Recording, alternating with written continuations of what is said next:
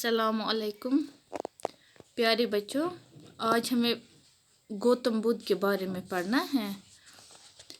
गौतम बुद्ध का असली नाम सिद्धार्थ था। गौतम बुद्ध जो था जो हिंदू धर्म का जो देवता इनका कोई है, तो उसका असली नाम सिद्धार्थ था। वो बुद्ध मत के बानी थे जो दुनिया के मज़ाहिब से एक था। कहते हैं कि वो बुद्ध मत के बानी थे, यानी बुद्ध मत को मानने वाले थे। जो दुनिया के मज़ाहिब जितने भी हिंदू, मुस्लिम, सिख, ईसाई, बुद्ध, जैन, बहुत सारे, उनमें से बुद्ध मत भी एक मजहब है। सिद्धार्थ कपिलवस्तु के राजा का बेटा था, जो नेपाल की सरहदों के एक शुमाली हिंदुस्तान का एक शहर था। कहते हैं कि सिद्धार्थ जो था वो कपिलवस्तु के राजा का बेटा था, जो नेपाल की सरहद के नज़दीक शुमाली हिंदुस्तान में एक शहर है, वहीं पर वाक़ा है। सिद्धार्थ, जिसकी ज़ात गौतम और कबीला शाकिया था। कहते हैं कि सिद्धार्थ जो था उसकी ज़ात वो गौतम, जो उसकी ज़ात थी वो गौतम थी और कबीला शाकिया था। नेपाल की मौजूदा सरहदों के बीच लंबाई के मुकाम पर 523 किलोमीटर कबल मसीह में पैदा हुआ।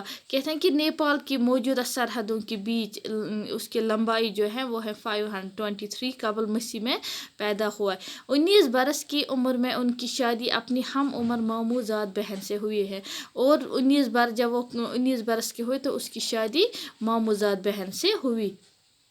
शाही महल पर पुरतईश माहौल में उनकी परवरिश हुई, क्योंकि उसकी वो एक शाही महल से ताल्लुक़ है, तो उसकी परवरिश भी वहीं पर हुई। ताहम वो खुद उस माहौल का खोगर नहीं हुए, लेकिन वो उस माहौल में से अलग, बिल्कुल उसकी जो तबीयत थी, उसका जो वो बिल्कुल अलग था। वो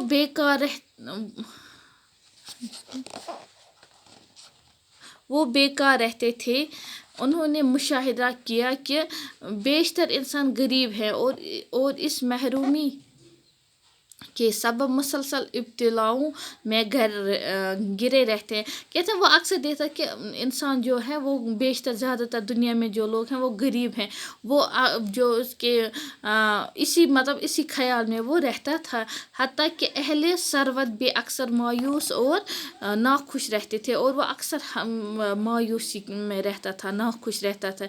नेज़ हर शख्स बीमारी का शिकार होता और आखिरकार वो यही सोचता था कि इंसान जो होता है वो पहले बीमार पड़ता है, बीमारी का शिकार हो जाता है और आखिरकार वो मर जाता है। सिद्धार्थ ने गौर किया कि क्या कोई ऐसी कैफियत भी हैं जो इन आर्जी मसरतों से जो बिला आखिर मौत और बीमारी से पामाल हो जाती। कहते हैं कि उसने क्या ऐसा कोई चीज़ है जो इस बीमारी से इंसान बीमार हो जाता, फिर आखिर इसकी मौत हो जाती है, इससे कोई नजात मिल सकता है। मोरा हुआ और दाई मसरत की हामिल है। 29 बरस की उम्र में गौतम ने अपनी अज़दवाजी ज़िंदगी से किनारा कश का फैसला किया। कहते हैं कि जब वो 29 साल की हुई तो इसने अपनी ये जो इसकी ज़िंदगी थी अज़दवाजी, उससे किनारा कश किया और ख़ुद को सच की तलाश के लिए वक़फ़ कर दिया। उसने कहा मैं तब तक नहीं बैठूँ जब तक न मैं सच का पता लगा सकूँ। वो महल से रवाना हो गई। उन्होंने अपनी बीवी, अपने 9 मौलूद बच्चे और तमाम दुनियावी आसाइश को तर्क कर दिया। कहते हैं कि उसने सब कुछ वहीं पर छोड़ दिया, अपनी बच्ची, बीवी, सब कुछ छोड़कर, अपना ऐश आराम छोड़कर सच की तलाश में निकला कि आखिर इंसान की असल ज़िंदगी क्या है। वो एक मुफलिस योगी बन गए और वो एक योगी बन गया। कुछ अर्सा उन्होंने इस दौर के मशहूर योगी उलमा से इल्म हासिल किया। पहले उसने जो बाकी योगी थे उनसे इल्म हासिल किए। इनके इफ़कार से मुकम्मल आगाही हासिल हो जाने के बाद उन्होंने इंसान की गैर इत्मीनान बख्शिश मसाइल के अपने पैरो हल वाज़ह किए। कहते हैं कि उसके बाद उसने अपने जो इत्मीनानी बख्शिश मसाइल थे उस पर वाज़ह किए। ये ख्याल आम है कि इंतहाई दर्जे का जहन सच के रास्ते को हमवार करता है। यानी ये एक इंतहाई दर्जे का जहन जो कहता है अगर इंसान कोई भी काम करे, यानी जब तक वो सच का पता न लगा सके या किसी भी काम की खोज मिले, उसका रास्ता खुद ब खुद हमवार हो जाता है। गौतम ने खुद भी ऐसे सन्यासी बनने की कोशिश की और कई साल वो फाका कशी और خود زیادتی کے مراحل سے گزرتے رہے. یعنی اس نے بھی کیا کیا، خود کو ایک سنیاسی بننے کی کوشش کی اور کئی سال فاقہ کشی میں گزارے. آخر کار اسے ادراک ہوا کہ جسم کی اذیت دینے سے ذہن میں ابہام ہوتا ہے.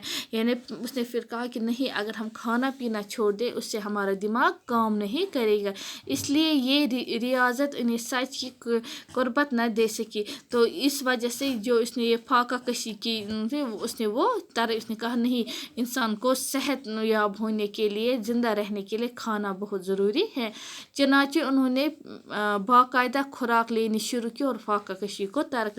اس طرح سے انہوں نے فاقہ کشی کو ترک کر کے اچھی طرح سے خوراک لینی سٹارٹ کر دی. تو آج اتنا ہی بچو، کل ہم اس سے آگے پڑھیں گے انشاءاللہ. خدا حافظ.